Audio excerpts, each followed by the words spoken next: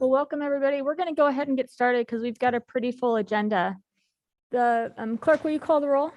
Agent. Clegg. Here. Halliburton. Here. Sanchez. Here. Willits. Woodings. Here. 4 present, 2 absent. Thanks. First up, we're going to hear. Not from Lisa. I don't look like Lisa Duplessis. Doug is with us, and we are going to hear about some open space updates and the Hawkins Loop Trail in particular. Great. Thank you, Madam Mayor, council members. I sent a memo to you on a Friday memo a couple of weeks ago, just alerting you that this is coming forward for your consideration. It does come with a recommendation from the Open Space and Clean Water Advisory Committee to fund. And so we just wanted to do a quick update for Mayor and Council on what exactly our new Hawkins Range Reserve loop and trailhead will look like. So if you're familiar, I know you're familiar with the Hawkins Range Reserve, and this is a compilation of 3 different tracts of land that we acquired between 2015, I think the last we did in 2017. And you can see the 3 different pieces came from the Hawkins family, the Berry family, and then if you recall, we did a purchase from the Idaho Humane Society, which had land contiguous to both of these properties that was donated to the Humane Society. They had reached out to us, and we used levy funding to purchase that to add the 3rd piece to this Hawkins Range Reserve. And I apologize, the picture isn't the greatest for you to see, but it is the proposed loop is 5.7 miles. It's uniquely located in an area that currently we do not have any access into this area. So this is really creates a unique opportunity in the upper portion of our foothills. It's about 9 miles, I believe, up Bogus Basin Road to this location. The original thought was we would get the trail built and then do the trailhead afterwards, and the trailhead would be located adjacent to Bogus Basin, since the Berry property, one of those tracts of land we had purchased, is located right off Bogus Basin Road. Unfortunately, ran into some issues with the neighborhood association on covenants that did not allow us to actually put the trailhead at that location. So we needed to reconfigure the whole trailhead design and actually punch a road in through and down to another location, which did create some additional expense, but actually turned out to be really a blessing in disguise, because it allowed us to put the trailhead in an area that is a beautiful overlook. It has some trees in that area. It's flat. It allowed us to put in an equestrian trailer turnaround location, and allowed us to add a few more parking spaces as well. So it really did create an area that will jump right off onto the loop, but also will provide a daytime visitation location. I could see users coming to this location and never going out on the trail, but just enjoying an additional picnic area off Bogus Basin Road. Again, apologies for this. I asked our design team, can I get something a little bit prettier to show you all? So my apologies, it's not quite as graphically pleasing to the eye that I would like to see, but this is basically shows the topography map and the road coming in. You see Bogus Basin up on the right-hand corner. So the road will come off Bogus Basin, it'll come down, there will be a trailer equestrian turnaround here, and then it goes on over to a 38 stall parking area, and then off the parking area will be immediate location you can get on the loop. There will be a shorter loop, I believe is less than 3 miles, that will be inside the big loop, so that those that don't want to go the full 5.7 miles will have an alternative to go on a shorter trip from this location. But again, I really see a lot of our users might want to just go up and enjoy a day of picnicking at a new little, really kind of a mini small micro park location with a trail access. And I won't read through all these. These are all of the criteria that you have set forth with how you want to see levy funding spent. And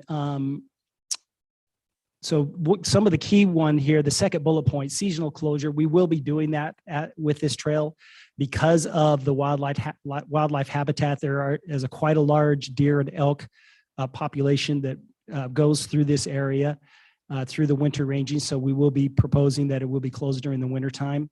You see a robust wildflower, native grassland, and sagebrush ecosystem here. And again, this is an area that previously just has not had the access that some of our other lower level foothills opportunities lends us.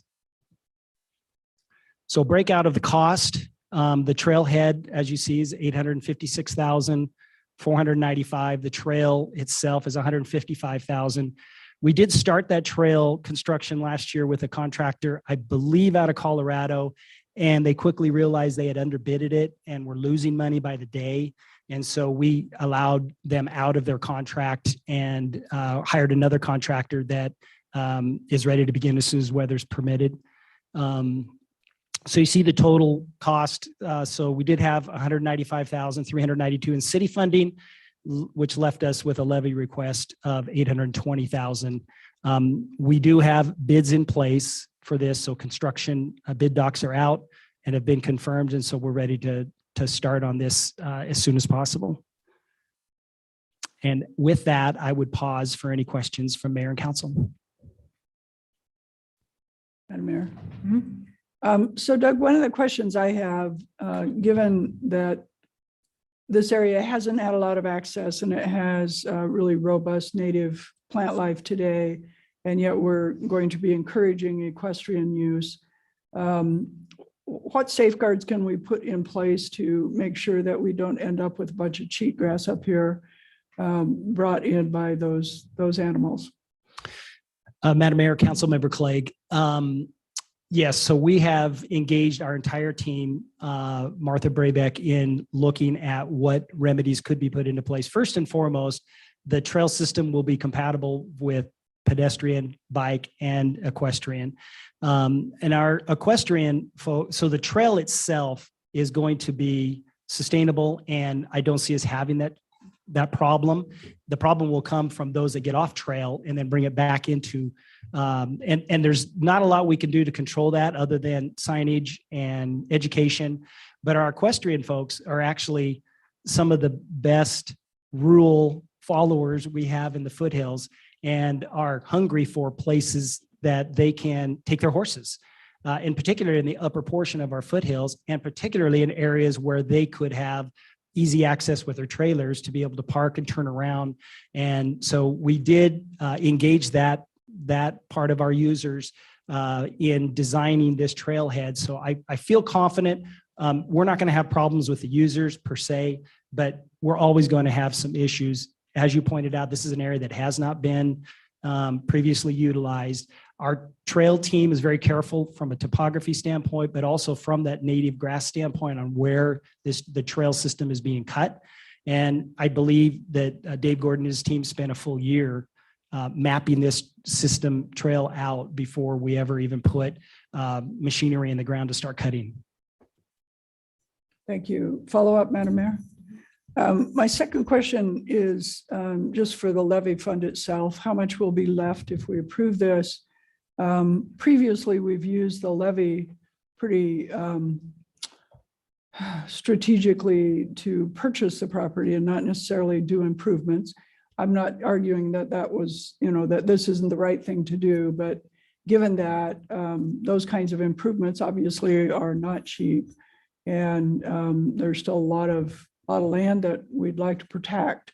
So I think the public is interested in understanding how we're going to continue to be strategic and use the money as efficiently as we can.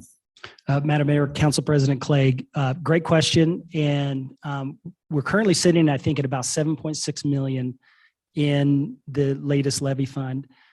We do have an offer out on property that would take 1.5 million of that. That has not been confirmed and committed yet, but it has been earmarked. And so there's plenty of funding there to be able to fund something like this. And then I think the other answer to your question is that I think this council was very careful in crafting the language from the latest levy that did take into account improvement projects. And you had a clear goal in mind that yes, acquisition and preservation is extremely important, but so is improvement projects both in terms of clean water as well as what the language does qualify this as being something that's acceptable by the ballot language. So you put that in place, and so we're just exercising that recommendation to you that this does qualify and would be a good use of levy funding. Madam Mayor. Doug, thank you for the presentation. I think it's really exciting to have a new 5+ mile loop trail that's so close to the city.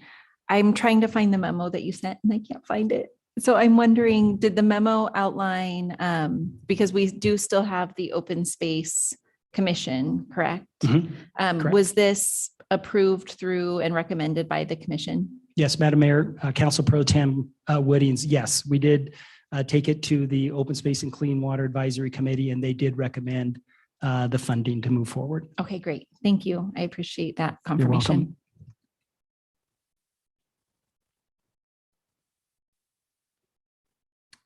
Well, thank you, Doug, and thanks to the Open Space Clean Water Advisory Committee for taking a look at this and sending this on. Great, thank you, Madam Mayor. I'll share that with him. All right, next up we have presentation. Welcome, Jessica, on the BPD Youth Academy.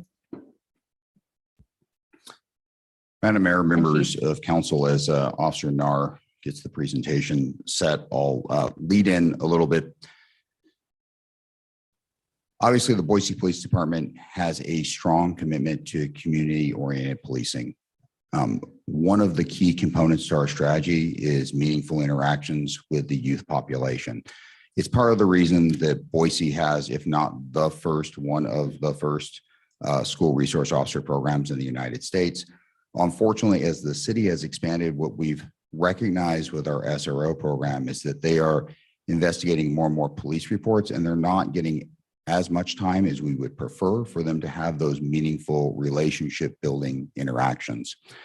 As we sat down and looked at part of the challenge and where to make those connections, one of the things that the staff of the department brought forward were that many of the less than pleasant interactions that we occasionally have occur during those summer months when there's less structure around the youth population's time. We've been working very hard at the Boise Police Department to develop a culture where if you've got a good idea, you're empowered to bring it forwards. And so in conjunction with the school resource officers, Officer Nar, who's currently serving as our Refugee Liaison Officer, will soon be transferring over to our training division. She brought forward the idea for a summer youth program, which would be consistent with a variety of research in actually reducing by having meaningful, structured, non-enforcement activities with youth. IACP, the International Association of Chiefs of Police, in 2018 did research into that area. It is greatly going to decrease the likelihood that they have an official interaction with the criminal justice system in the future.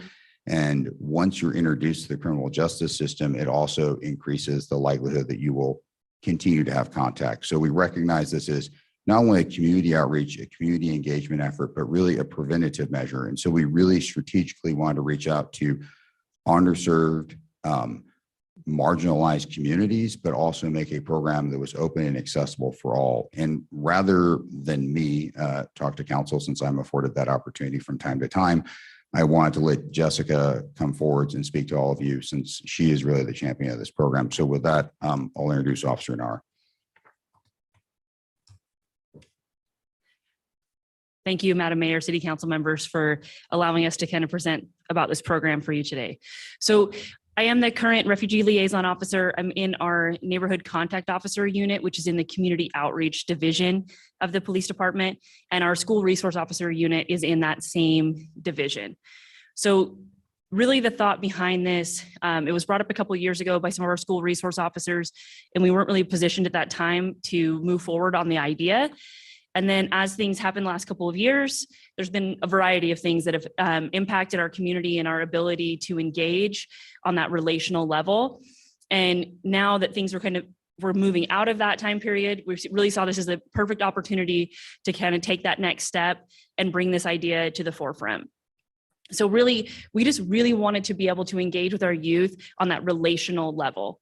And then like the chief mentioned, in that safe, neutral platform. So there's no question why we're there. We're not there because anybody's in trouble. We're there because this is the purpose of this. This is for educational and strengthening our community. So that's where this idea was born. We've decided to call it the Shield Academy. So we wanted to really be very purposeful and intentional in the fact that this is something that is positive, that it's about growth, it's about learning, it's about strengthening. We were very careful in the language that we chose to even talk about the program for that reason. We wanted this to be seen as a leadership and growth opportunity and an opportunity to connect with our law enforcement officers, with our community and our youth. So part of the reason that I'm involved in this program, even though I'm not an SRO, is because we really wanted to make sure we put an emphasis on involving youth who are coming from either LEP, limited English proficient families that might be refugees or former refugees or other types of immigrants. And that's where I come in, because I have that relationship with those communities through my position, and kind of speak to that part of our community a little more. Having said that, we like to emphasize that because we've had a large amount of refugee resettlement for a really long time. We have a strong history of that in our community, but we don't want to exclude anyone from participating in this program.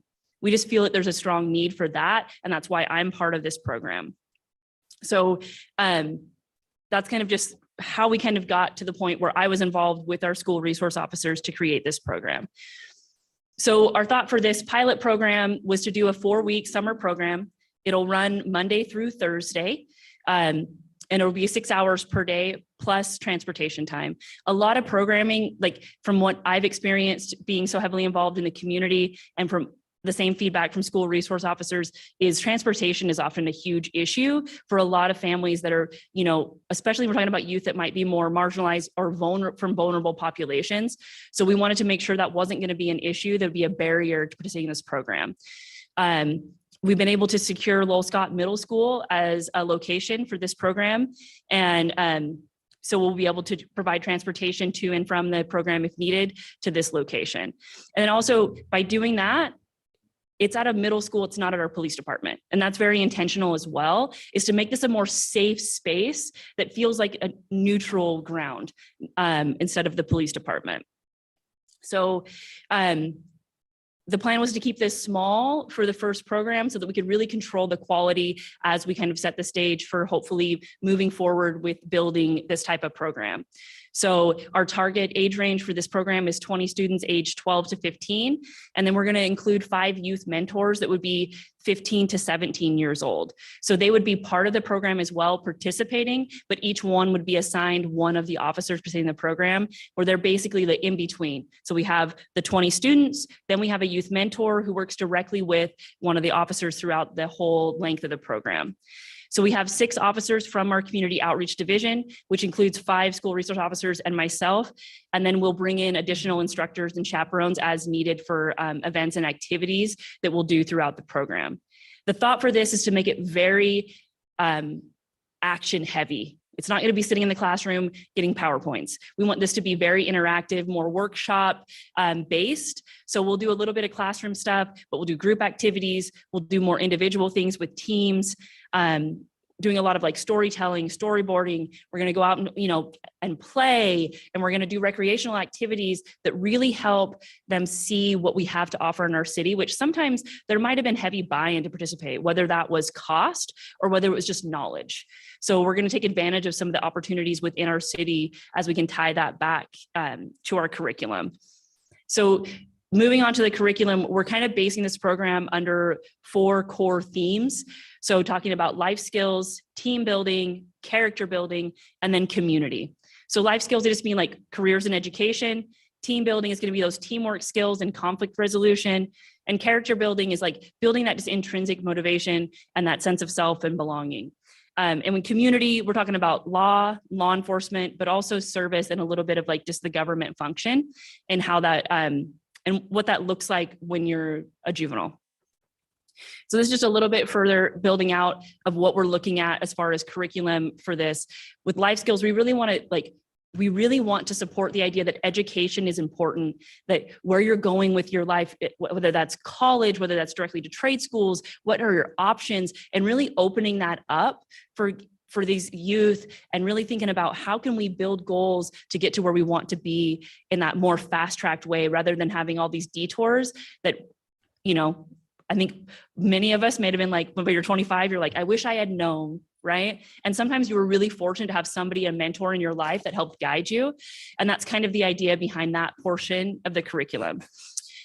Team building, this one is one that I feel like as a law enforcement officer is really important, because we talk about conflict resolution and working with other people. This is really the core of who we interact with in law enforcement, is whether somebody's the suspect, a victim, whether it's just a neighbor dispute. A lot of times it's lacking those really good skills to deal with conflict with other people, even from either very minor conflict or really serious conflict, so that we can build some strength there and some basic skill set to help prevent those kind of issues in the future. And then really looking at what that looks like for being leaders as well. And then character building is just those internal things. How can we help strengthen these youth internally so that then they're strong themselves, where we're just aiding them along instead of trying to create that strength externally. And then when we talk about community, really that a deeper understanding of like what rule of law means, and how our criminal justice system is designed in the United States. And then also like, what are the role of police officers in our community and throughout the country, but really coming back to like what this means in our community and creating a safe space to have some really honest, candid conversations about that, where they feel like they can ask all the questions they've had or may have come up over the past couple of years with things we've seen in the media. And then part of that, we'll be talking about our history as a country, our history in law enforcement, our history with our laws, and then tying that back into community service and what it is to serve our communities in a variety of ways. So we looked at activities. A lot of this, we really want to make this a fun, memorable experience, because I feel like that really ties into really solidifying all of the small minutia work that we're hoping to build into this program. So we have a lot of great opportunities in our community. We really do. So there's a lot of different things on the table, and we're kind of solidifying things that we'll bring into at least this first session. But some of these things are things we've tabled if we can continue this program.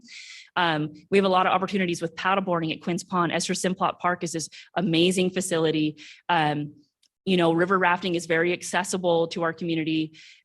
Fishing is something that we're hoping to get scheduled as well. There's a lot of different things we can look into, as well as like a visit to BSU, where we can talk about the campus and the college experience, but also about sports and those opportunities that are available to youth who participate in those kind of things, as well as YMCA, like bringing in a climbing wall and outdoor programs, like our Table Rock hike, experiencing the Greenbelt, doing trash cleanups on the Greenbelt, but actually experiencing that as well. We have visits planned to the museums, like I said, the college campus, which will kind of tie in both to sports and that sense of community there, but also like visiting the old penitentiary. And there's just a lot of things there that we really feel like we can open up and give an opportunity to see these things and tie it back to those 4 core themes of our curriculum. Community service, based on the time constraints, the main one we'll probably do right now is probably some kind of trash pickup, which will tie back into our curriculum as well, where it has more meaning than just filling up a bag of trash, but kind of talking about really taking care of our city that has so much to offer for us and how we can take care of it in turn. And then with arts, we've already scheduled in Salome Magni from the Idaho Office of Refugees to do her sense of self and belonging storytelling curriculum into our character building, which is something our officers will participate in as well. So some of those things can be really powerful to know that we're all a lot more alike than we are different. And I've had the benefit of experiencing the really profound impact that her curriculum can have. We're really excited about bringing that into this program, not only for our youth, but also for our officers. And as we connect on that, art is something, especially like painting into some art projects, we plan on bringing into stuff as well throughout that program. So really, I think the strongest part of this program is actual time spent. This is about getting to know each other. By the end of this, the youth who have the opportunity to participate will have a strong relationship with hopefully all of the officers participating, but particularly the officer that they've been assigned that entire program. So now it's not just an officer, this is someone you know. This is an adult potential mentor, somebody that you can reach out to and ask all kinds of questions to help you guide you through your life, right? And we all know that mentors are so important and they can come from a variety of places, but that's the hope of this. This is a long-standing relationship, not just a short blip on the radar, because we want to be very intentional with this. It's more than just keeping kids busy for 4 weeks. This is about creating relationship and building strength in our community. As part of that, we've planned to include parents in both the pre part of the program and then also in a reunion at the a few months later, because we really feel strongly that it's not just youth that we need to impact. We can't forget that youth come from a family. Whatever that family may look like, we want to make sure that parents and guardians are included on like why we feel like this is an important, impactful program. And we want their support in that and understanding of what this program is and what it means to both us and our community. Because a program like this is just as powerful for the officers participating as it is for the youth. And I think that's something we often like overlook when we talk about like this community outreach and community engagement is we feel just as fulfilled and like our cups get filled so much by remembering why we do this job, why we want to serve our communities in this way, which sometimes you can forget. And I think I'm going to assume, but maybe sometimes the city council members and Madam Mayor maybe feel that way too, that, and then you remember that this really is important. It's more of a calling, right? Like anything in community service and that these kind of fields really are. So it's just as powerful for us as it is for them. But we really want to make sure we're bringing in parents into that as well, because we want them to really get bought into the fact that like they can really help strengthen their child's success throughout this. So we just really feel like this would be a great program for our community, for our officers to help strengthen relationships, and a really great start as a pilot to see how we can shift things around to utilize the resources we have more efficiently and also be more effective and very intentional in reaching some of our goals and be really outcome driven. And we want to reduce crime. We want to reduce these kind of juvenile behaviors that then morph into more serious crime. And we want to really strengthen our community so we're avoiding all those kind of things. And we know that it's way better to divert somebody from falling into the river than pull them out later. And that's not really the function of law enforcement and the way that we function a lot of times, because it's not always the most visible sign of change. But this is a small thing that we can do to start like strengthening that part of our community. So with that being said, I will let the chief wrap up here a little bit before we take your questions. I would also like to add that Officer Nahr is underselling some of the significant legwork that she and her colleagues put in. There's strong connections and partnerships with Boise State University, working with our nonprofits, particularly Police Athletic League, to help support this and donations in that area. They have set this up well to be a pilot, to look at how to push forwards into this area.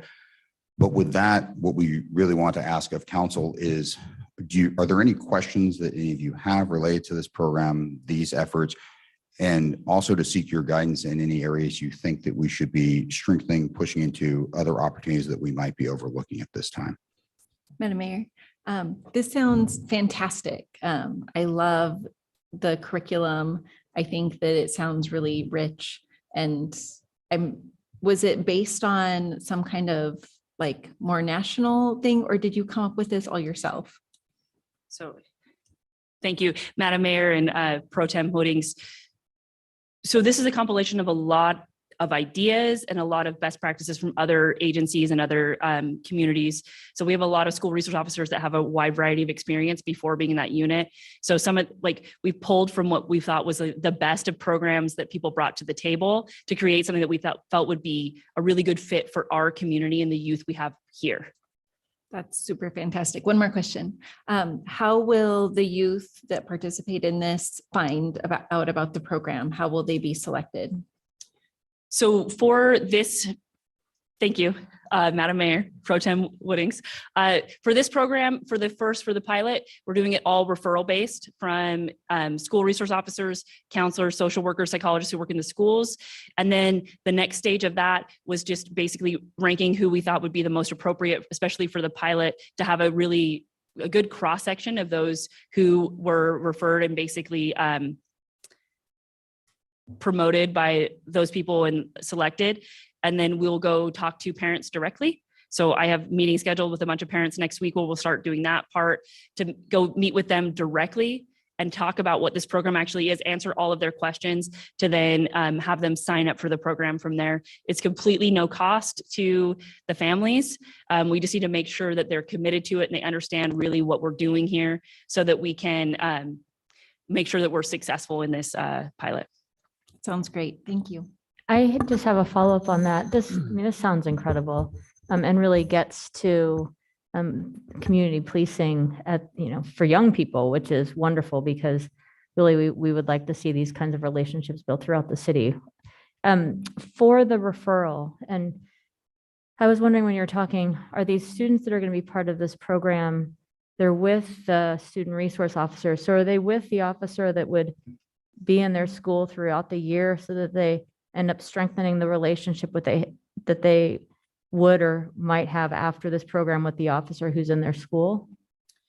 So thank you, Madam Mayor, City Council. That's a really good question. So as part of this program, because we have so many schools that are represented that fit in this age range, not all of the school resource officers will be part of this program. So yeah, so some of the students will. We definitely have a lot more referrals from the schools where we have those SROs participating, just because their youth, they have those really strong relationships with those counselors and social workers, are very much want to have those kids part of that program. But all of the youth mentors, almost all of them that have been selected for this program so far actually already had a relationship with the SRO that they'll be working with. So that will just continue to strengthen that relationship, and they'll take that back to their school with them next year, because everybody that'll be selected is currently enrolled in school and will be attending school in the fall of 22 as well. Great, thanks. Thank you. Really exciting program. If I missed it, I apologize, but are we providing transportation to Lowell Scott for the kids? How are they going to get there? We've coordinated, Madam Mayor, members of council, we've coordinated to be able to provide the transportation, recognizing that that is a substantial barrier. That's also the efforts to coordinate to make it at no cost as well. So we've done everything we can to remove barriers for access deliberately so that we could reach out to communities that wouldn't necessarily have these opportunities otherwise. Thank you. Madam Mayor, yeah, one more question. Officer Nart, one, thank you for the work that you do. You're kind of a celebrity in the refugee community. And so I know that you're going to be missed there. And it's exciting to see that you've got some other projects that you're working on. For the officers that are involved in the kind of more of the mentorship roles, I assume they have to do all sorts of different types of training, in their positions already. I'm curious specifically with some of our refugee kids that they may be working with, is there additional cultural competency training that they would have to do for a program like this where it's maybe a little bit more involved? Yeah. Thank you, Madam Mayor, City Council Member Halliburton. So all of our officers get quite a bit of training on this already. So there's not really anything in particular we're going to be adding besides just having really healthy conversations about it as we start, because we do cultural diversity training. I do a refugee awareness class for all of our officers, and then that includes language access training. We also cover malicious harassment, the Idaho hate bias crime. And so we cover all of that initially when officers are first here. And then we also do refresher training on that, as well as a lot of other things we do. Like we've just added in, we always do implicit bias training as well. We do community policing training. And then we talk about all of our officers have been through our crisis intervention team training, which includes a block that we teach about working with the refugee population in framing of trauma experience, vicarious or personal, as well as behavioral health issues that might arise from the kind of experiences that people had arriving as refugees. So we cover that a lot in broad strokes in a lot of our training and refreshers to all of our officers. And a lot of our SROs are more experienced in that. And we have a lot of conversations on a regular basis for those kind of interactions as well. And just being more mindful of that as we interact with them, at least more directly, like a program like this. Madam Mayor, just following up there. I kind of assumed that most of those things were probably in place, but wanted to ask anyway. I'm guessing that the program will be impactful for a lot of folks, including the officers as well. I think anytime you get to share space with each other, getting all sorts of direct benefits. And hopefully that's something that the officers can share with the other officers as well when they're done. So good job putting it together.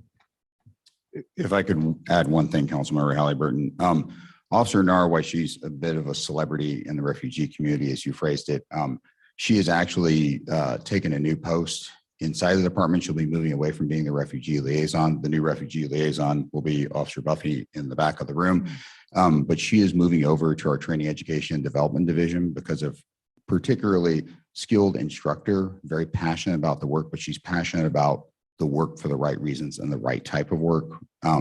And she'll be able to impact the department at a much more strategic level in that position by being able to touch every sworn and professional staff member of the department in their ongoing training. Madam Mayor. Thank you, Madam Mayor. Thank you. That's a really great presentation. Something did stick out to me, and that was on one of your slides where it talked about educating folks about criminal behavior. Can you tell me a little bit more about that? So thank you, Madam Mayor, City Councilmember Sanchez.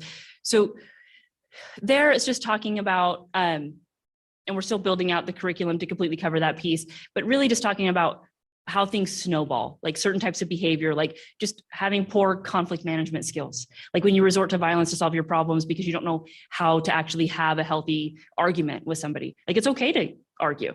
It's okay to disagree, but there's healthier ways to have that conflict and then still respect yourself and respect the person you're arguing with. So just talking a little bit about how some things snowball into criminal behavior and some of those patterns we've seen in research about what leads to what and how to avoid those paths and just keep those doors shut is a lot of like, that's what was really intended by including that in that slide about, we talk about just with awareness, we can avoid a path that might not look that bad from the first couple steps, but then once you're all the way down there and there's nowhere to turn around, then it might take you someplace you don't want to go.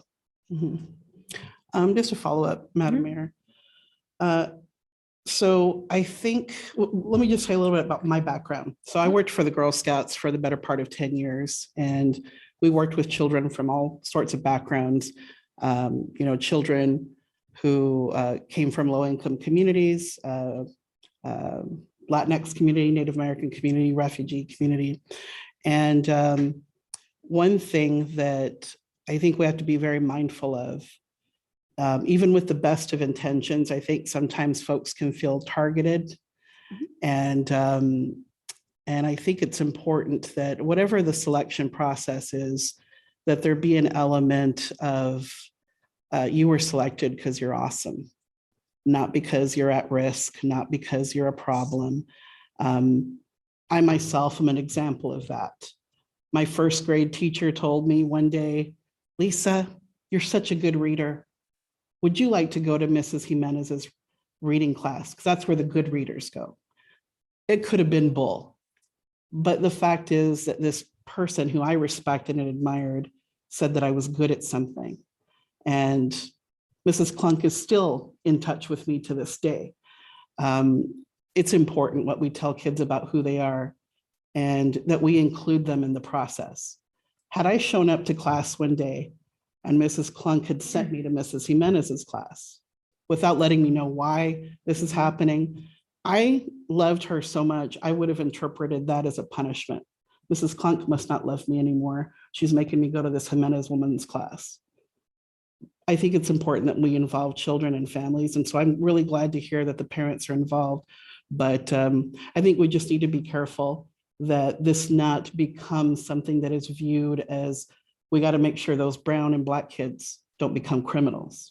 Part of the questioning I asked the chief at one point during one of the presentations is, do we have SROs in the private schools? It doesn't sound like we do. It's not normal for children of privilege to have as much interaction with the police as low-income children do. So what does that say about our society? So that's just something I would like to highlight, that we be aware of that and make sure that we're not unintentionally sending a message to children who come from low-income and communities of color by putting this great sounding program, but just to be mindful of that. Yeah, absolutely. Thank you, Madam Mayor, City Councilmember Sanchez. I think it's a really good thing to highlight. And the thing we've talked about a lot in our planning process is we want this to be I've told everybody, you're not using the term at-risk youth program. This isn't a youth intervention program. This is a leadership and growth opportunity for members of our community. And that's a lot of the reason behind the name that we chose. We want it to be strong. We want it to have a positive connotation. I want kids to be proud to wear the shirt that they get and to have the swag that they got as part of this program, to be proud they were part of this program and not feel like it's something about that they're a bad kid and needed to participate. This is about getting a big cross section of our community and about just strengthening our youth. So I think it's a really good thing to mention. And I really appreciate and thank you for all your time and service, donating your time to the Girl Scouts of America. I think it's a really powerful program as well. And I think it's a really good thing to make sure we bring up. And that's something we've been trying to be very intentional about as well. So I appreciate that. Thank you. All right, thank you so much. Really look forward to hearing how this goes or how it went after the fact. It'd be great to have an update. Thank you. Okay, thank you. And next up, hey there, Alex. We are going to hear from Alex on digital infrastructure.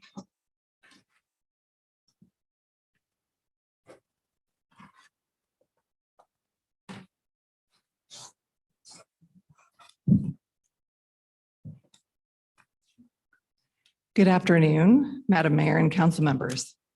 On January 25th, I presented our new city broadband approach at work session. We talked about goals and next step at that work session. I'm here today with an update and to set the stage for 2 IBC requests and 2 council resolutions this afternoon. So this is to set the context for that, please.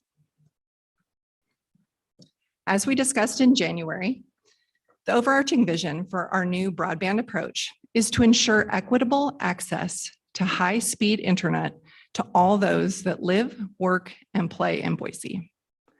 This vision and our related goals support the city's economic development strategic plan. So what are those goals? As we discussed in January, we're working towards providing community members in Boise with access to constant, consistent, reliable, 100 megabits per second download and upload speeds at least. We need that service to be affordable though, for families and small businesses. And lasting, we need to ensure the infrastructure also supports the anchor institutions that need it, as well as our government facilities. And we know this is not something we can go at it alone. So we're working to establish shared goals with partners, private and public. So when we came in January, we also heard from a company named CTC who had just given us a report on the status of broadband in Boise. It was more of a feasibility business case analysis. And these were their recommendations that we covered. They said, partner, reach out to the community to better understand your digital landscape, think creatively about funding, and work with partners on policy to improve how we access and evolve the internet infrastructure that lies under our roads. Okay. That gets to the dig ones piece. So we've been really busy since January 25th. On February 25th, the city co-hosted our first countywide meeting on broadband at the main library. We co-hosted it with our partner, Steve O'Mara, the CIO at Ada County. The stakeholders included representatives from every single municipality in Ada County, the county itself, Boise School District, West Ada School District, Boise State University, as well as Ada County Highway District. So all of us got together in the library, filled up the little auditorium there, and had a pretty frank discussion about our goals, current state, and we agreed to partner on a regional approach. So we don't have all the answers, but we agreed to partner. And that's what some of this work shows. So we started the journey then to get better data for our county. We procured speed test data over the last couple months. So we do have that now.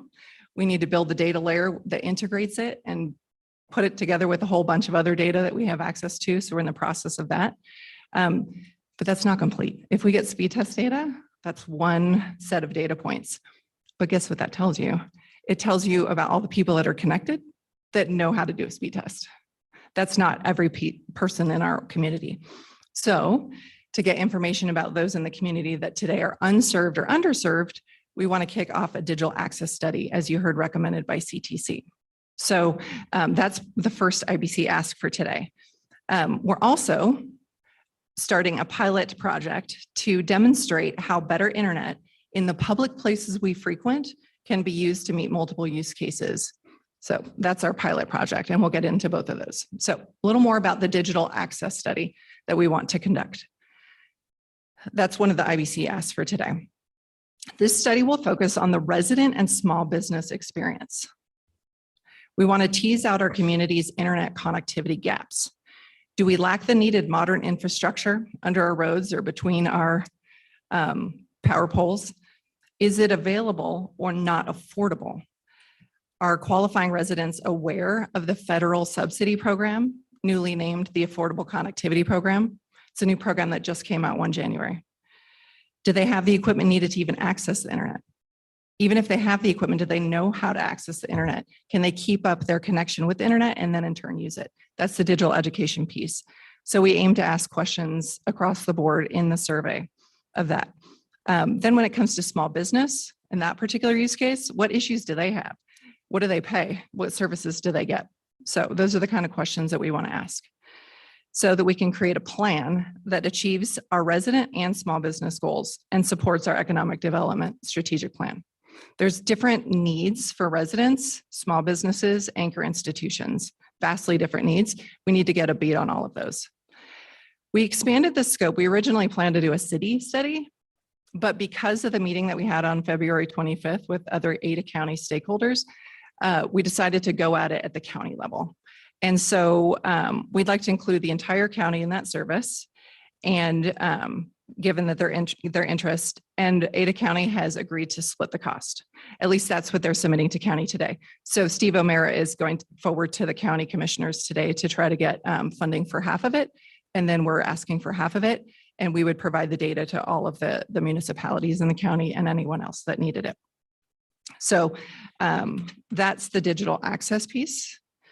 And then our new project. Over the last few months, we drafted scope for a new project that addresses longstanding challenges and lays groundwork for experimenting with smart city solutions in our parks. For years, we've had requests for better connectivity to the internet in our parks for the public, for public safety purposes, and events. For instance, there are many events where city people in the IT department go into the parks for specific events. They lay the foundational infrastructure for the event. They stand it, it takes hours. They run the event and then they tear it down that night. Right. So this happens over and over and over every year. That's just one example of an internet connectivity need in the parks. So we proposed a pilot project around 3 parks to start: Ann Morrison, Julia Davis, and Cecil Andrus, the Capitol Park.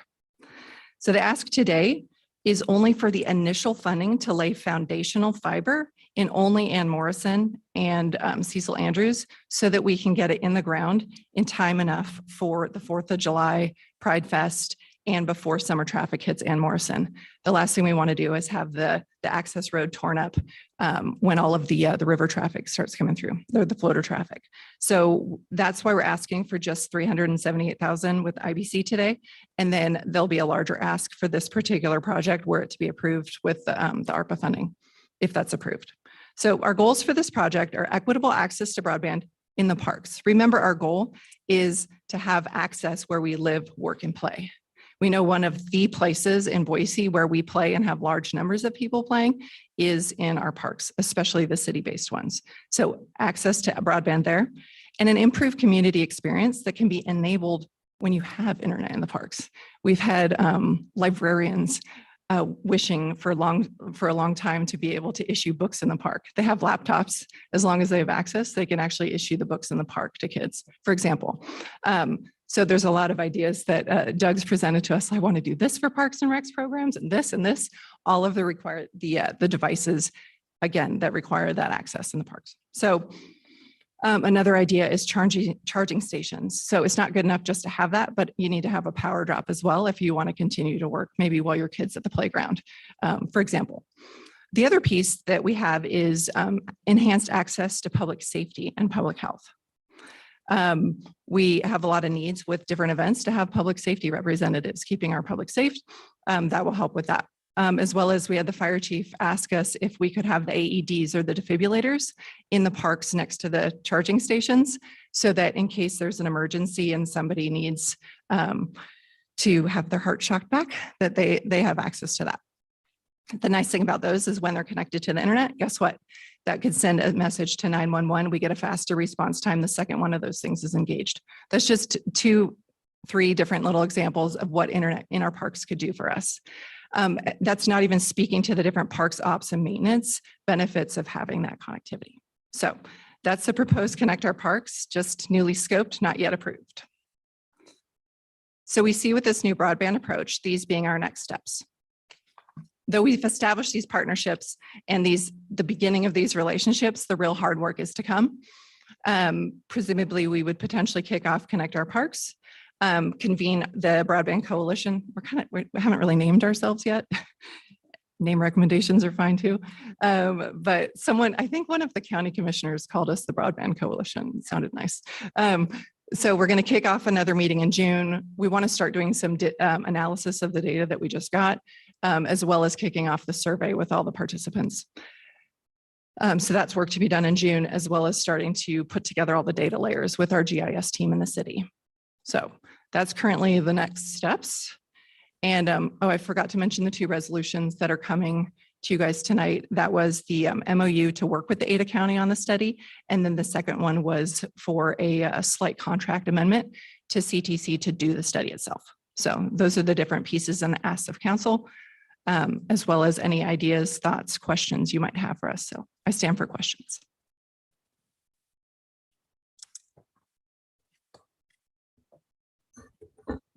Alex. Madam Mayor, I actually do have one. I was just trying to formulate how I was going to ask it in my head. I love that we're doing this in the parks. There's so many people that I work with that have smartphones with no connection plan to it. So like it only works when there's internet. And that's why so many people use like WhatsApp and some of these other things. And so it really is a huge tool for being able to, call for an Uber, to call emergency, to do a variety of different things. And I love that we're looking at our parks as a place to do that. And I hope that as we continue to look and expand out, that we look at other access points on our Greenbelt as well. Because I think our Greenbelt is such a great tie into doing that. And we see that with Boise State University and our different emergency towers that we have there and different points along the way. And so maybe I don't have a question, but like the comment is, I love that we're doing it in the parks. And I hope that as we kind of expand and we think about digging once and we're replacing sections of the Greenbelt, that we can explore those areas as well. Madam Mayor, Councilmember Halliburton, thank you for that idea. I hadn't actually ever thought about the fact that people have smartphones without a plan. So that is really helpful to know and understand as a use case. And yeah, the reason we're calling this a pilot project is because we think that there's so much opportunity here to A, learn a lot quickly, and B, expand the use cases. So thank you. Well, thank you, Alex. This is great. Really appreciate the collaboration that's happening with the county and other local agencies within the county and the opportunity we have with federal recovery dollars to help invest further. This is a great first step and look forward to seeing it implemented. When you said before July 4th, is it just because we just want to be done before July 4th? Or is there a use case there for the festival? Is it the charging stations and everything else that you talked about? Yeah, I'm not sure, Madam Mayor, thank you for the question. I'm not sure that we could have everything that we want deployed out by then, but we could have fiber. So we're often stringing. We could have what? We could have fiber access points. Gotcha. So a lot of these events, they actually like to stream them, and that can't be done over the airwaves, right? With just, well, it can, but it's a lot easier if you actually have like fiber to the park. So one of the things that we're trying to erect at Ann Morrison is actually a charging and fiber station. It would look like an electrical box. And you just open it up and you connect whoever needs to be connected to the internet in the park. And if that's up and running, that would prevent people from having to put up the temporary solution for that. So that's one of the reasons for that, as well as just the fact that that's when the traffic gets to be most, like the floater traffic starts. So we'd like to be out and done by then. Great, thank you. Mhm. Thanks a lot. Thank you.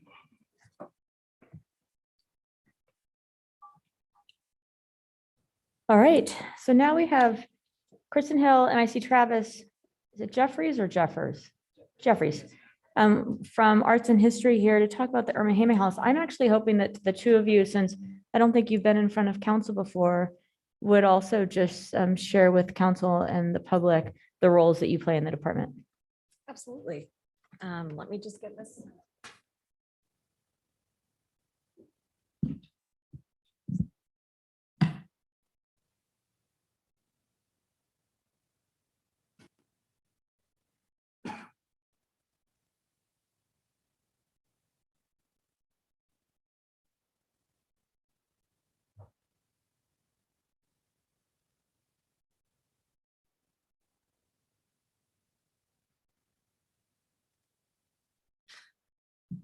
All right, Madam Mayor and council members, thank you so much for giving us the opportunity to update you on the Irma Hayman House project today. So my name is Kristen Hill. I am with the Arts and History Cultural Sites Program, and Travis Jeffries, who will be presenting with me today, is our history program manager. So the Irma Hayman project has been in the works for about 4 years now already. It has been in the very able hands of previous cultural sites manager Rachel Reichert. But as Rachel's last day with the city was last Friday, Travis and I are very excited to be able to be here to share with you and kind of just, take over where Rachel left off.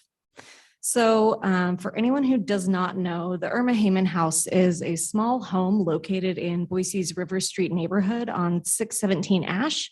It's at the corner of Ash and River Streets. And it was the home of longtime Boise resident Irma Hayman for 61 years between 1948 and 2009.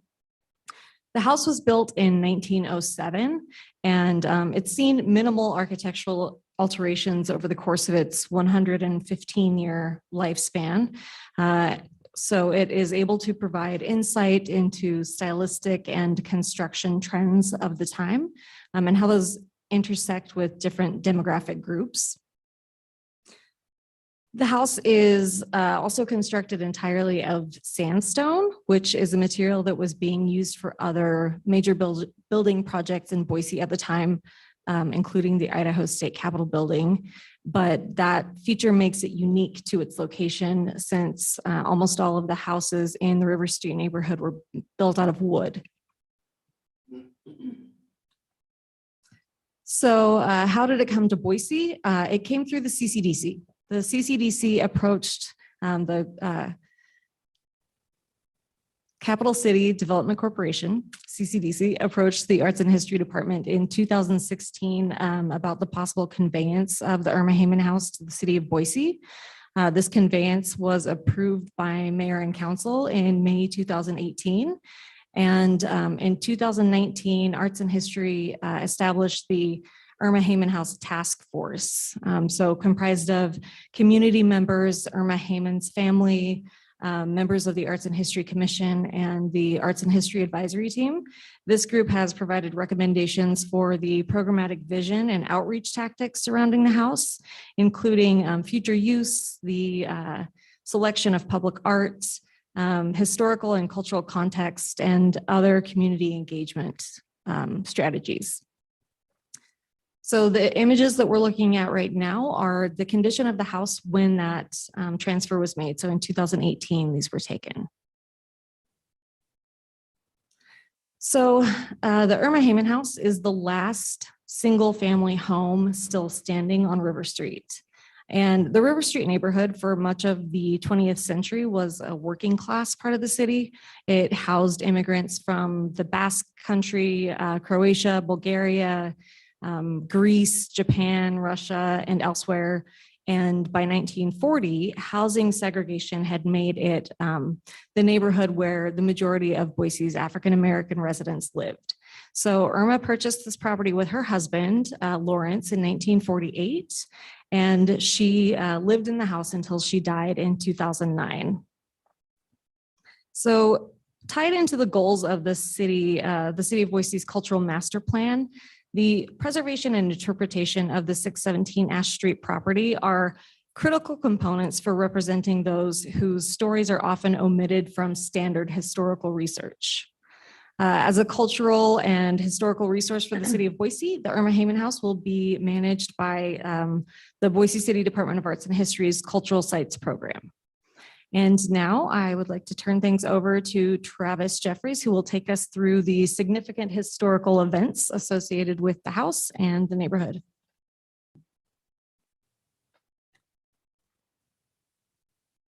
Thank you, Kristen. Thank you, Madam Mayor, members of council.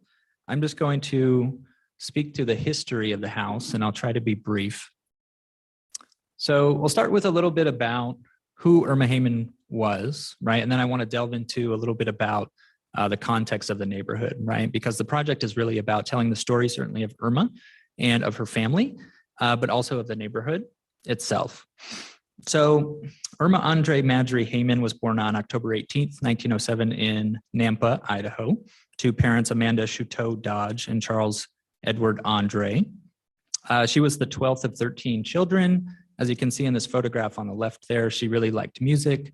She played in the family orchestra and she played piano. So as you can see, that's Irma as a younger, probably a teenager there on the left, probably when she lived in Nampa. And the photograph on the right is Irma as an older adult. So Irma moved to Boise from Nampa in 1927. And in 1928, she married Navy Madry. Together, they had 3 children, Barbara, Jean, and Frederick. And that photo on the left is actually a photograph of Jean. Irma, unfortunately, was widowed in 1935, and she eventually married Lawrence Heyman, as Kristen pointed out, in 1943. And there was some racial discrimination that prevented them from finding housing in other areas of Boise, right? And so they came to live at the house at 617 Ash Street as a result of that around 1948. And this photograph on the right there, you can see the numbers on the side of the door there, 617. So that's Irma in the middle, surrounded by some relatives, probably about 15 years ago, I would say. She was a very hard worker. So Irma worked 20 years at Lerner's, which was a women's clothing shop on Idaho Street. And she was also called a real life Rosie the Riveter because she worked at Gowan Field. And I'll say a little bit about Gowan Field in a moment. But most importantly, you know, she was a vital advocate for her community and its residents. So she cared for neighbors in need. She also served on the River Street Neighborhood Council, and she acted as chairwoman between 1973 and 1974. She even fought to have a crosswalk and a traffic light put in at the corners of 13th and River Street.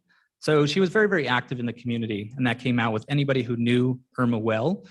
She really advocated for River Street, for her community, and really cared deeply about the folks who lived there. Tragically, Irma died on November 2nd, 2009, at the age of 102, still a resident of her neighborhood for more than 6 decades, as Kristen mentioned, and still living in that same residence at 617 Ash Street, right up until her death. So I want to talk a little bit about the significance of the neighborhood, having said a little bit about Irma and her life. But first, I just want to point out that what we're going to talk about is River Street as we all know it, which is about 1890, begins in about 1890, early 20th century, right? But I think it's important to point out that the original residents of the Boise Valley occupied that region and continue to do so, right, for thousands of years. This would be the Shoshone, Bannock, and Northern Paiute peoples. So Boise was growing in the early 20th century, and citizens really were clamoring for a railroad to be built to connect Boise to these city and regional transportational networks, national networks. So in the early 1900s, there were several housing additions that were added. On the left there, you can see that's the Lover's Lane addition. That's a plat map that would have been platted in 1905. And there was a number of others such as Park Addition, Riverside Addition. And these were really sort of developed and platted in anticipation of the railroad coming. And the railroad came, you can see on the photo on the right there, sort of that line coming from the top down to the sort of center bottom of the image. That was taken in 1949, but the Oregon Short Railroad line came to Boise in the 1890s. And that to the left in that forested region over there, that's what would have become the River Street neighborhood. So it was always referred to as on the south side of the tracks or on the other side of the tracks, right? And so there's this literal dividing line, the separation, and actually what amounted to segregation, right, of the River Street neighborhood from the rest of Boise as a result of the railroad and just the way that River Street neighborhood developed. So these images are from Gowan Field. So as Kristen mentioned, this was a working class neighborhood. This was an immigrant neighborhood, right? But in the early 1940s, Boise was investing in the development of a large air base known as Gowan Field. And this resulted in an influx of men who trained at the base, and they and their families came to live in the River Street neighborhood. So African-American men came to Gowan Field with their families around this time, around the 1940s or so. And because they were again experiencing housing discrimination elsewhere throughout Boise. So as the city entered the 1960s, 1970s, this was the time period of urban renewal. It was deemed that the River Street neighborhood, right, that area between basically front and the river, right, was getting to be more valued and more seen as more valuable. So it became kind of prime for what was known as urban renewal, which was this process throughout the 60s and 70s that took place across the country, whereby older structures like you see in these old photographs here would be knocked down to make way for development. Right. And so many of these structures on the right hand side there, you see those two, that would have been 609 and 611 Ash Street. And those were right next door to Irma Hayman's house. But as you see the photos, like on the left there, all of those structures are no longer there. And so as Kristen mentioned, Irma Hayman house is really significant because again, it's that vernacular architecture, it's that stone architecture, but it's really the last vestige of what remains, right, of a really vibrant community that once was. So this urban renewal process that took place, it really kind of transformed the landscape in the River Street neighborhood. And as demolition, redevelopment, right, and development initiatives continue today, the disappearance, right, the continued disappearance of the River Street neighborhood continues and sort of undercuts its historic and cultural fabric. And that's one of the things that we want to preserve, right, through this project and call attention to. So I've got a question. Were the other houses torn down because at that point the residents had left them and the Heyman house remained because she lived in it throughout? Like what was the difference? Why one and not the others? Yeah, Madam Mayor, members of council, it's a really good question. So there was being a working class and an immigrant community, there's a lot of turnover, right? So, and a lot of these were renters. I think I read a study. There was a really good study done in 2014 by, his name's Bill White, and he did the River Street Neighborhood Digital History Project. He's actually a professor at the University of California.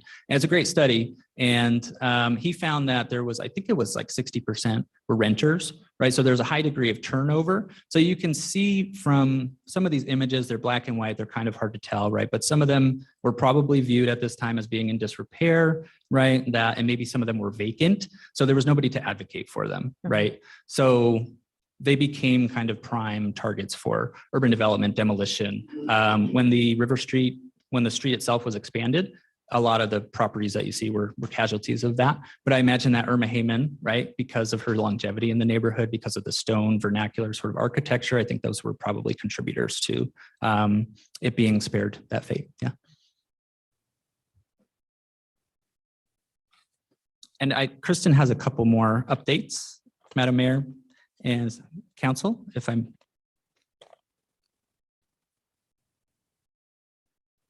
All right, thank you so much, Travis. So I just wanted to talk a little bit about what's coming next. The Irma Hayman House is slated to open in September of 2022. So in order to reach that goal, we have several things in the works right now. We have got with our one city, one team approach, we have got several departments that are supporting us right now, which is amazing. We have support from IT. They have helped with all of the wiring, phone lines, internet, and website development. We have worked with DFA for budget support. We are working with Mark Cuna and his team for all things security. The public works people have been just an amazing support for our construction management process. And as always, working with FSO for ongoing maintenance needs. So we're very lucky to have that support coming in from them. So now with the preservation, construction, and landscaping work completed, we are focusing on furnishing the house to prepare it for public access. We have a public art piece that is going to be going up So here's a little sketch. Irma's Wall by Vinnie Bagwell. So at the top, we see her proposal. And then at the bottom, there are two images showing the wall from different perspectives. So we can see how that will be visible from the street front view. And that is slated to be installed in early summer. We also have an interior exhibition from Stephanie Inman that is slated for completion in June. So those are very exciting. And we And plan. when you say interior exhibition, do you mean it's going to go in June, but then the public can visit it starting in September when the house is open? Yeah. Okay. And it will be in place for a while. Great. So, yeah. We plan to hire and train staff that are just dedicated to site operations at the Irma Hayman House. And we are working toward developing site interpretation, communications, and community engagement plans and programming. So moving forward to opening and then beyond, we, as a historic site and cultural center, we're acting as an anchor for preserving the history of the River Street neighborhood. So the Irma Hayman House will serve as a facility to share history, art, and artifact collections and offer public opportunities to engage with the site. So in line with our vision to create a city for everyone, and with guidance and feedback from the Irma Hayman House Task Force, we intend to facilitate community-initiated, mission-driven events and programs at the house. So the city of Boise is committed to offering space for residents to tell their own stories at the Irma Hayman House. And to achieve this goal, the Department of Arts and History will act as a convener and a collaborator, overseeing community partnerships, scheduling, and low-cost facility access. So the Hayman House will be programmed roughly half with community-initiated events and half with department-developed programming. Got a couple of images here showing similar types of programming that we've been able to do at the James Castle House. And with that, I would like to invite questions. Madam Mayor, thank you. That was an amazing presentation. I always love presentations like this from arts and history, so thank you for that.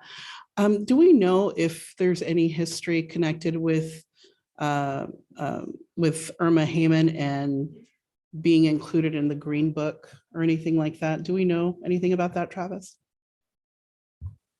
Madam Mayor and Councilmember Sanchez, that's a great question. So we have an abundance of research, like the research phase of this project, I would say goes back to at least 2019. And it actually goes back farther than that, because one of the things that we do at within the history division at Arts and History is collect oral histories. So we have an abundance of oral histories. And within some of those oral histories, these were relatives, friends, associates of Irma Hayman, people that knew her well. There is reference to Green Book locations, right? And there's actually documentary sources. So for those that aren't aware, the Green Book, right, was a publication that was put out that's essentially advertised safe spaces for African Americans, right, during periods where they were targeted, right, and when they were discriminated against. And so there were 2 and possibly 3 Green Book locations in Boise. And one of them was in the River Street neighborhood. So it was not Irma Hayman's house, but there was a boarding house that was very, very close by. And that was advertised. And there are these city directories that are called pulp directories. And there's another one too, the name escapes me right now, but these 2 city directories, they would mention them. And there's references to these Green Book locations, and one of which was in River Street. So yeah, that's something that we definitely intend to highlight in the programming and the elements of history that we intend to bring to the public. I think that's something that people would be interested in. And I think that frankly, that the public should know about. Thank you, Travis. Just a quick follow-up, Madam Mayor. We so rarely see folks like Miss Irma being highlighted in Boise. And I very much appreciate in your presentation not shying away from the policies that were put in place that have created the Boise that we live with today, and that it very much changed the landscape of what it once was. And that's why I hope as we do our zoning rewrite that we recognize that the decisions we make today are very much going to shape the way Boise looks in the future. For me, this is very personal. Dick Madry is Miss Irma's grandson. And Dick's late wife is a woman named Nina Madry. And Nina was assigned to be my mentor when I was a freshman at Boise State University. She was a cartographer for the federal government. And I'm very dear friends with their daughter, Angelina. And so just to know that someone like Miss Irma, who was a humble person, who was somebody who used the resources that they had, that were very humble, to help uplift the rest of the people who came in contact with her. The fact that we would highlight a person like this, when we have very grand people that we highlight in our city, I think speaks to our values. And hopefully moving forward, we will continue to take steps like this to make sure that we highlight those folks who recognize that the little that they have is more than what some folks have, and that they're willing to tap those resources to uplift our community. And I just wanted to thank you also, Travis, for the work that you're doing to recognize the Mexican community in Boise and Mexican pioneers such as Jesus Orquides. And so I very much thank you for the work that you're doing to expand our notion of who a Boisean is. Madam Mayor, Councilmember Sanchez, thank you for the kind words. I really appreciate that. I think that, the work that ANH is doing, Arts and History, as Kristen mentioned, I think it's important to tell these stories, right? These stories are there, but they were erased, they were omitted, they were papered over, right? And that's something nationally that we're trying to address, right? But I think that Boise can be, can contribute to that broader national sort of rewrite, right, or revision. And I think that's very important. But I also would like to harken back to something that Kristen said, which I think is very important, is that these are community stories that belong with the community, that originated with the community, and we can be we can't tell those stories for those folks, but we can help to draw attention to them. And hopefully through things like the Irma Hayman House and public programming and really community informed research and programming initiatives, help to highlight them a little bit more than they have in the past. And that's really our goal through ANH. And I think that that's, one of the most important things of contributing to, making a city for everyone, right? We have to acknowledge that everyone, the different populations, the Mexican population, Jesus Orquides, right? The Asian Americans, the Asian population's another one that's been sort of omitted and that many people have called attention to right here in Boise. The Chinatowns, right, that were raised and several times, right, and that don't receive a lot of attention. So I think that's, you hit the nail on the head. I think that's incredibly important work. I'm happy to be a part of it. But as Kristen mentioned, that, these are stories that originate with the community and that we can highlight, but we can't ultimately speak for them, right? But thank you very much. Madam Mayor, quick question. And I know that there's a bunch of other areas in that neighborhood that are still intact, some kind of scattered about, some more concentrated, like on Lee Street and 14th. Do you know if in any of the programming that we're involving any of the other houses in the neighborhoods that have a lot of that historical context? Madam Mayor and Councilmember Halliburton. So I don't know off the top of my head. I think that, as Kristen mentioned, this is one of the last single family units. That's, I would have to actually go back and look at what the exact, when we refer to River Street neighborhood, it's kind of this nebulous sort of vague definition, right? But it does have, it was platted in a particular way, right? It has firm boundaries, and I would have to actually go back and look and see. But I think that there's just not a lot remaining, right? But I don't know if in the programming, I know that we have those historical photographs that referred to 609 and 611, but that's now like an apartment building, right? So there's not a lot of opportunity, right? But I think one thing that we're trying to do in ANH is to implement walking tours, and hopefully through partnering, in the community, we can establish some of those walking tours and call attention to the River Street that was, although it's difficult because there's not a lot of remnants, which I think makes Irma Hayman's house so unique and important, right? Because there's just not a lot left, so. Yeah, Madam Mayor, absolutely. I think it is such a unique structure right there. And I think that there are still a few that are scattered about in that area. Who's the guy, John Beecham, that owns the one on Bertram on 14th and a few other pieces that I think we have archived around that area. So the walking tour in that neighborhood, it is interesting because there are just some of those remnants that you can kind of piece together a little bit. Thank you for the presentation. Madam Mayor, Councilmember Halliburton, thank you. And you'll forgive my, I'm 3 months in, so I'm going to delve into that more, but I appreciate the direction. Thank you. Before we lose you, I was wondering if you could tell us where the other two Green Book locations were. Madam Mayor, I can, right? Not off the top of my head, but I can. That'd be great. I'd love to know. Just even an email form would be great. Just Sure. curious. Yeah, I'd be happy to. Thank you. Sorry, I didn't mean to cut you off there, but we have a lot of historical research materials that myself and the history programs assistant have put together. It's an incredible amount of material. And again, this goes back a long time and we have that material. I'll be happy to send it to you. Thank you. Madam Mayor. Holly and then Elaine. Go ahead. Okay. I want to thank you guys for your presentation and for calling out that CCDC was kind of the impetus for us coming by this really great house with such historical significance. Based on, and I don't know like how much research the Arts and History Department has done into other potentially historic really significant historic cultural sites around the city.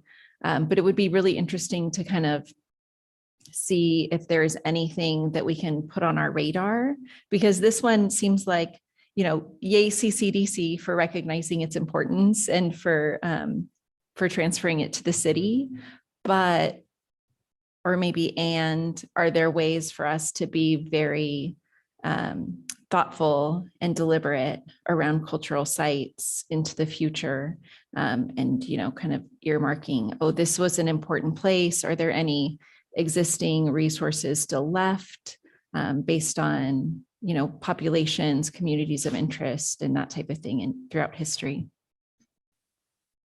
Would you like to take that one? Sure. Madam Mayor, Councilmember Woodings, that is a great question. I will say, standing at the precipice of this house opening, that sounds daunting, but I do think it's a great idea in the future to, kind of have an ear to the ground. I think with the Irma Hayman house, that was just something that seemed to kind of come organically. It came to us. We didn't go seeking it out. So I think we would probably rely heavily on local historians to be able to identify some of what does remain and maybe things that are not already getting a lot of cultural attention. Thank you, Madam Mayor. Well, it's really great to have this presentation today. We, one kind of took a chance on this 4 years ago, and it's pretty amazing to see how much information you've gotten, to see what the house looks like today and the plans, in the near future for even more. My question, and I forwarded an email I got to Karen Bubb recently about someone interested in Asian culture and what we're doing to recognize and preserve it. It was certainly something that, as I was growing up, had a much stronger influence than it does today. I think many of the new residents of Boise probably don't have much knowledge that there was a really big Asian culture here for a while. And it reminds me that the new festival block that's just being completed between 5th and 6th on Grove, we had a historian do work looking at back at that and recognizing that that really was kind of the heart of an international district. So as excited as I am about this, and I'm very excited, I guess I'm looking forward to the next step and seeing how we can broaden this recognition to beyond the one site and maybe think broader across the city, how we can create connections between sites that have a story between them. So thank you for all your work and looking forward to see what comes next. Madam Mayor, Councilmember Clegg, thank you so much for your kind words. I think you You bring up a really great point, and I think that the city is doing some really phenomenal work right now in recognizing some of the stories that have not been told. And the more of those we are able to highlight, the more people will actually feel like this is a city for them. I want to thank you both and thank the whole team that's worked on it, as well as the task force. This is exciting that it's not been without its challenges, but that this will be opening in September for the public to see. I think we'd welcome any visitors from council that would like to check things out in advance. And, back to the Grove, is it Grove Street? Yeah, the Grove Street piece. The census records are incredible from various decades in the last, I'd say 90 years. Or no, it's not 100 years now, it's 2022. Especially in that neighborhood, but I'm sure it would be the same in so many different neighborhoods. So we really are a city that's reflected for so long the patterns of people moving throughout this world and throughout this country. Of this River Street piece and home is an incredible place where we can tell a story of not just a family, but a community within our own community and their experience here within Boise. And then there are indeed opportunities as we're working with CCDC and some other places to tell those stories that most people wouldn't know we shared here, just as cities around this country shared. That's pretty incredible. Madam Mayor and council members, thank you so much. We couldn't agree more. I'm very excited for this project to move forward, and we would love to invite anyone who's interested to come and check out the beautiful space. Have a great night. Thank you. And now we have our last item on the agenda. We're ahead of schedule because we don't have an executive session, do we? No. Okay. Eric, welcome with budget changes, many of which are connected to presentations we've heard today.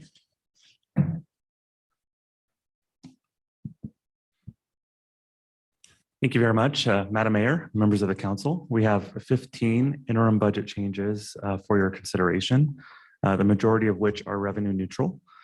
The first two are in the airport, an increase to our Concourse B apron rehabilitation project, as well as an increase to the electric heating boiler project.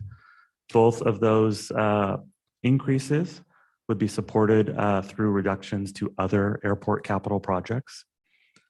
The next item, which our arts and history staff did such a nice job previewing, is related to the opening of Irma Hayman House for professional services related to interpretation and exhibition text, communication and outreach services, as well as production, fabrication, and implementation of exhibits and educational programs. The fourth item within our human resources department is to support post-implementation costs associated with our time and attendance capital project. The fifth and sixth items were previewed by our IT director just a little bit ago. The first one is to install infrastructure at Ann Morrison Park and Cecil Andrus Park to provide internet connectivity. That investment would be supported through a reduction to our fund balance within the capital fund. The next item, excuse me, I believe that one actually would be, I misspoke. That one would be supported through a reduction to our portfolio fund that was approved by the city council as part of our fiscal year 22 budget. The next item is for the digital access study. As Alex mentioned, that study is supported by the city of Boise, as well as a contribution from Ada County. The next item would be at the library for major equipment for two purposes. One, for some furniture replacement, while staff in the city was looking at rebuilding the main library, some of those furniture replacements were deferred and now need to be addressed. And then the second item would be for a mobile lactation pod.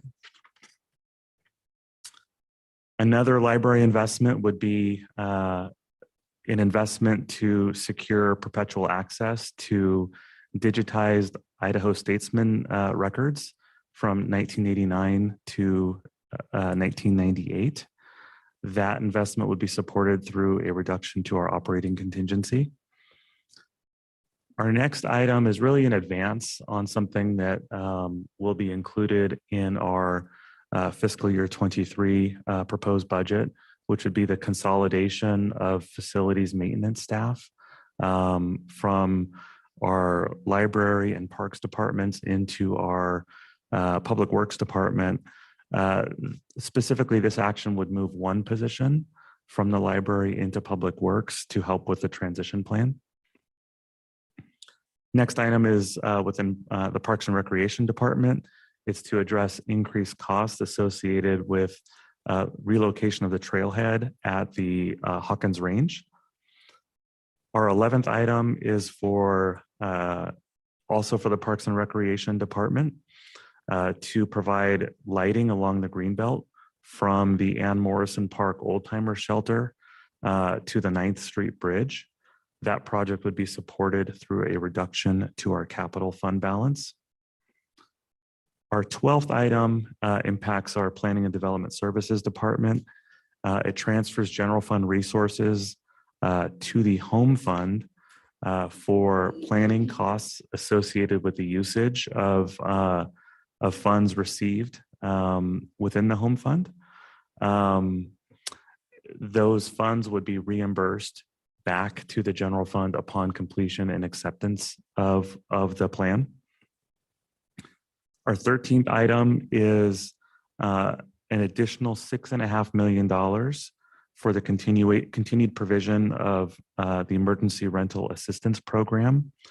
This represents a partnership with between the City of Boise and the Boise City Housing Authority for those services. The 14th item also impacts our planning and development services.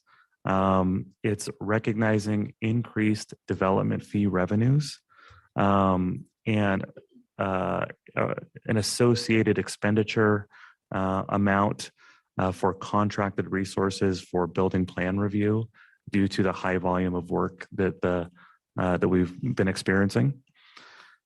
And our last item in our Public Works Department is for the replacement of streetlight poles on Harrison Boulevard that have been identified as being in need of repair due to some safety concerns.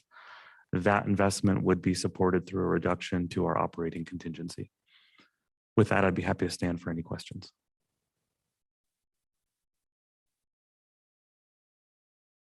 Madam Mayor. Sure, go ahead. You know, while there is a lot on this interim budget change, I think it's all things that at least I anticipated. I'd like to especially note the ERA funds and the continued really good partnership we've had with the Boise City Ada County Housing Authority to make sure that these funds get to the folks who need them. Good work by staffs in both organizations to make this happen. And thanks to the budget staff for being very clear in how all this is going to work. I appreciate it. Makes it easy. With that, I would move that we approve the FY 2022 interim budget changes of May 10th, 2022 as presented. Second. We have a motion, a second. Any further discussion? All right, clerk, will you call the roll? Agent, Yes. Clegg, Yes. Halliburton, Yes. Sanchez, Yes. Willetts, Yes. Woodings. Yes. All in favor, motion carries. All right, thank you. Well, that is the last item on our agenda, so we will recess until 6 o'clock.